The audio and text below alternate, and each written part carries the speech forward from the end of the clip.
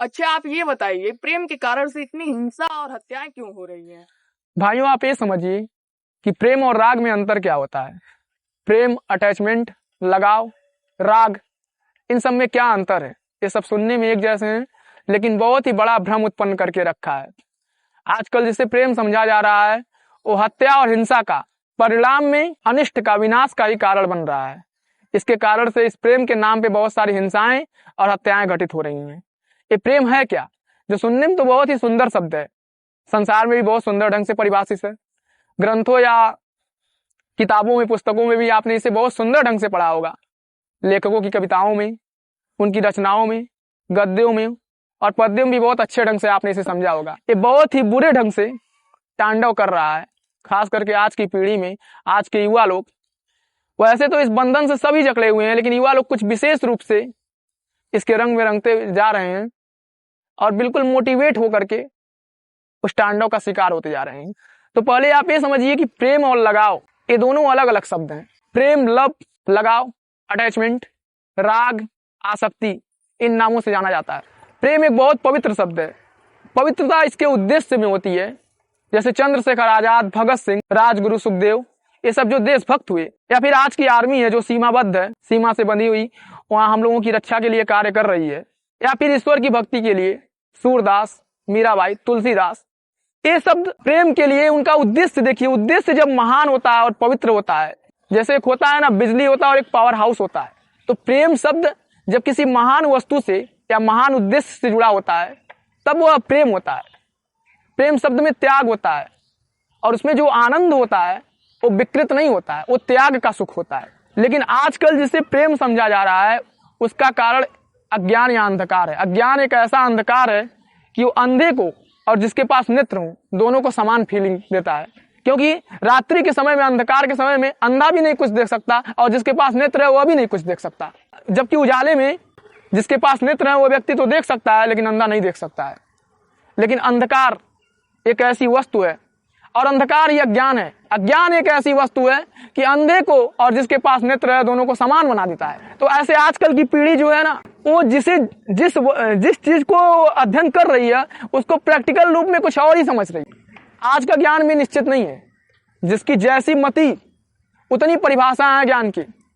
जो अपने को अच्छा लगा वह सही है। कोई निश्चित सही परिभाषा किसी चीज की नहीं है। जितनी मति उतनी परिभाषा। वैसे ही प्रेम शब्द क्या है? जो लगाव है, जो अटैचमेंट है, जो राग है, जिसे गीता में भगवान ने कहा है षड विकारों में, काम, क्रोध, लोभ, मोह, मद, मात्सर्य, षड विकारों में से एक है जो मनुष्य जाति का महान शत्रु है, जिसका कारण ये विनाश करना। उस राग के वशीभूत हो रहे हैं। और आश्चर्य की बात तो ये है कि अगर आप विष खा रहे हो, लेकिन विष युक्त लड्डू खा रहे हो, तो स्वाद तो आपको मीठा देगा लेकिन परिणाम में आपको तड़प तड़प की मृत्यु देगा। व्यक्ति को यदि साक्षात विष लगे तो वो छोड़ भी सकता है, लेकिन यदि विष युक्त लड्डू खा रहा है, खाने में तो उसे बहुत अच्छा लगता है लेकिन परिणाम में क्या देता है? पहले तो प्रेम होता है और ये प्रेम एक समझौता होता है, समझौते पे चलता है और परिणाम में महान दुख और कष्टदायी होता है। इसे भगवान ने गीता जी में षड विकारों में से एक विकार कहा है जो कि राग नाम से जाना जाता है, जिसे आज के लोग प्रेम समझ रहे हैं। प्रेम और राग में अंतर होता है। आज की पीढ़ी, आज की दुनिया आसक्ति की तरफ, राग की तरफ बढ़ रही है, जिसमें स्वयं के सुख की प्रधानता रहती है। स्वयं सुखी होना उद्देश्य होता है। तुम हमारे सुख के अनुसार चल रहे हो तो हमारे प्रिय हो, हमारे अनुसार चल रहे हो तो हमसे प्रेम करते हो, और इसके विपरीत कर रहे हो तो तुम ही हमारे परम शत्रु हो जाते हो। और जब शत्रु हो जाते हो तो या तो तुम्हारी हत्या होती है या फिर दोनों में हिंसात्मक कला होता है। तो ये विष युक्त लड्डू खाने में तो प्रथम बहुत ही स्वादिष्ट होता है, क्योंकि गीता जी में भगवान ने इसे राजसी सुख कहा है, जो भ्रम के कारण से उत्पन्न होता है, वास्तव में होता नहीं है। जो आरंभ में अमृत तुल्य और परिणाम में विष तुल्य प्रतीत होता है। और यही कारण है कि जब आप गलत कर रहे हो लेकिन आप उसे एक अच्छा नाम दे दें तो आप कभी उससे निकलने के लिए सोच भी नहीं सकते हो। पहले तो आप इस राग में, इस आसक्ति में प्रेम समझ करके फंसते हो, और उसके बाद से जब आपको धोखा मिलते हैं या कुछ और होता है, आपके साथ कोई घटनाएं होती है, तो आप निकलने के लिए भी जब सोचते हो तो आपके आंखों से मूसलाधार अश्रु वर्षा होती है, आंसू गिरते हैं। आप सोचते हो मैं प्रेम किया हूं, धोखा कैसे दे सकता, मेरे साथ कुछ भी करे, अब मैं मर जाऊं, लेकिन अब निकल नहीं सकता। उससे आप निकलने के लिए सोच भी नहीं सकते हो, क्योंकि एक तो आप गलत किए और उसको अच्छा समझ के करते गए। तब आप सोचते हो कि मैं अच्छाई का त्याग कैसे कर सकता हूं, जबकि आप शुरू से ही गलत थे। बिल्कुल स्वप्न जैसी स्थिति हो जाती है। इसका कारण अज्ञान या अंधकार है कि नेत्र होते हुए भी आपको नेत्रहीन बना देता है और असहाय बना देता है। अंतिम स्थिति आपको कुछ नहीं लगता, आपको लगता है आपको ईश्वर भी नहीं बचा सकता है, और उसके बाद से आप हिंसा करते हो, हत्या करते हो, और फिर प्रेत लोक को, प्रेतत्व को प्राप्त कर लेते हो। आपको लगता है मैं इससे छूट जाऊंगा, आप छूट नहीं सकते। इसमें भी अज्ञान ही कारण है। सबको जानना चाहिए कि ये राग इतना दुष्ट और बलवान शत्रु है, हृदय को कैसे बीधता है, हृदय में कितने प्रकार के दुख देता है, चुभन, जलन, ये सब इसके लक्षण है। बंधुओं समझ जाओ, एक ऐसा बंधन है जो बहुत अच्छा प्रतीत होता है, लेकिन उसके बाद आप निकलने के लिए सोचते रहते हो। जैसे होता है ना, कुछ दुष्ट लोग होते हैं, यदि उनसे मिलते हैं तो कैसी अच्छी अच्छी बातें करते हैं, लेकिन मन में हमारे लिए क्या रहता है, विष उनके मन में। तो ये मीठा लड्डू है, ये अज्ञान, ये राग है, बिल्कुल एक काम है। इसे आप प्रेम मत समझो। इसमें आप कुछ इमोशन जोड़ देते हो कि मैं तो उसको बॉडी को नहीं चाहता। बिल्कुल भैया, आपका उद्देश्य तो परम पवित्र है। आप तो मीराबाई सूरदास की तरह परमात्मा पर ब्रह्म को खोज रहे हो, या तो आप देशभक्ति के लिए आतुर हो कि देश की निष्काम सेवा कर रहे हैं, या भगत सिंह, चंद्रशेखर आजाद की तरह आप निर्मल हो। आप में इतना शक्ति कहां से आ गया? इतनी शक्ति यदि पहले भारत में रही होती तो देश गुलाम ही नहीं हुआ होता, या बहुत जल्दी मुक्त हो गया होता। और ये सारी शक्ति, प्रेम भी आपको होगा ना, तो इतना निर्मल प्रेम आपका कहीं और नहीं होगा, स्त्री में विशेषकर होगा। माता पिता में भी होगा, लेकिन वो सही है, जहां से उनका एंड होता है वहीं से शुरू होता है। और स्त्रियों को कहीं और नहीं होगा, उनको पुरुष में होगा। ये इसके प्रारंभिक लक्षण है। जैसे रोग होता है ना, उसके लक्षण होते हैं, नोट करिए। बिल्कुल बिल्कुल कैंसर से भी घातक रोग है, समझ जाइए। परमात्मा श्री कृष्ण का वाक्य है, बिल्कुल रियल है। जो आज घटित हो रहा हो पहले ही लिख दिया गया है। आप लोग अज्ञान में भ्रमित मत होइए, नहीं तो बिल्कुल नेत्रहीन कर देगा और एक ऐसे असहाय दशा में पहुंचाता है आपको। ना आप उस वक्त माँ का परवाह करते हो, ना घर का परवाह, ना सिचुएशन की, ना स्थिति की, ना देश की परवाह करते हो, जो आपका उद्देश्य होता है, देश सेवा करना, ये करना, वो करना है। ना विश्व का, ना अच्छाई बुराई का परवाह करते हो। आपको तो प्रेम का नशा सवार होता है, फिर आप वो करते हो जो नशा करवाता है। जैसे एक शराबी शराब के नशे में पता नहीं क्या क्या करता है। अंततः परिणाम क्या होता है? मृत्यु नहीं, मृत्यु हो तो भी सही हो, तड़प, कष्ट, दुखदायी अवस्था।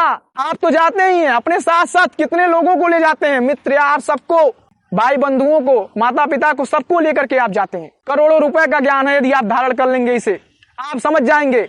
यदि शत्रु के विषय में पहले से ही जानकारी हो तो बचाव किया जा सकता है। रोग का समय रहते ही उपचार होता है। रोग अगर पकड़ ले शुरुआत तो भी बचा जा सकता है, लेकिन रोग बिल्कुल 4th स्टेज पे पहुंचा दे तो आप खत्म और सब खत्म। बहुत सारे लोग इससे नष्ट हो रहे हैं। इस ज्ञान की बहुत आवश्यकता है। लोग कहते हैं मैं राग में फंस गया, मैं निकल नहीं सकता। भैया आप नहीं निकल सकते हो।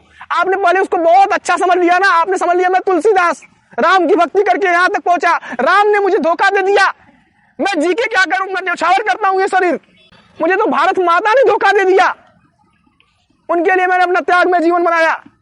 क्या बात करते हैं आप? मुझे उसने धोखा दे दिया। मैं उसको इतना चाहा, वो कौन था? अपनी बहन को इतना चाहा होता, बचपन से अपनी माँ को चाहा होता, ईश्वर को चाहा होता, और इसे आप प्रेम नाम देते हो। इस प्रेम का परिणाम कुछ और नहीं होता है। इस प्रेम का परिणाम ये 2 वस्तुओं का संयोग। अब जब आप रोग को प्रेम रोग समझ लेंगे, आजकल के तो कुछ फिल्मी लोग हुए प्रेम रोग मूवी भी निकाल दिया है। बिल्कुल भैया, वो मूवी निकालने वाले भी बिल्कुल अंधे ही थे। समझो, मूवी को मूवी ही समझो। कुछ यदि अपने पास बुद्धि हो ना, तो रियल लाइफ, प्रैक्टिकल लाइफ क्या हो रहा है उसका भी अध्ययन करना चाहिए। सिर्फ किताबों का नहीं है, जो मन को अच्छा लगे। क्योंकि ट्रैफिक का रूल तोड़ना सबको अच्छा लगता है, लेकिन जब चलान आता है तो क्या होता है, अकाउंट मुंह बिल्कुल शून्य हो जाता है। सही है ना? तो पहली बात, आप रोग को परमात्मा की कृपा समझोगे। शरीर में कोढ़ हो रहा हो और कहोगे कि माता जी बिल्कुल कृपा कर रही हैं हमारे ऊपर, तो आप उसके निदान के लिए भी नहीं सोचोगे और ईश्वर का भी सहारा नहीं लोगे। आपको तो लगेगा बिल्कुल सही है, लेकिन जब वो रोग गलाने लगेगा बिल्कुल आपको, तो आप सोचोगे अब तो मैं बच भी नहीं सकता, मैं बिल्कुल असहाय दशा में हूं। उस रोग को हटाने के लिए सोचोगे तो दर्द होगा। आपने पहले उसे सही माना, आपने पहले उसे भक्ति माना, आपने पहले उसे प्रेम माना। समझो, इस राग को वहां प्रेम कभी था ही नहीं।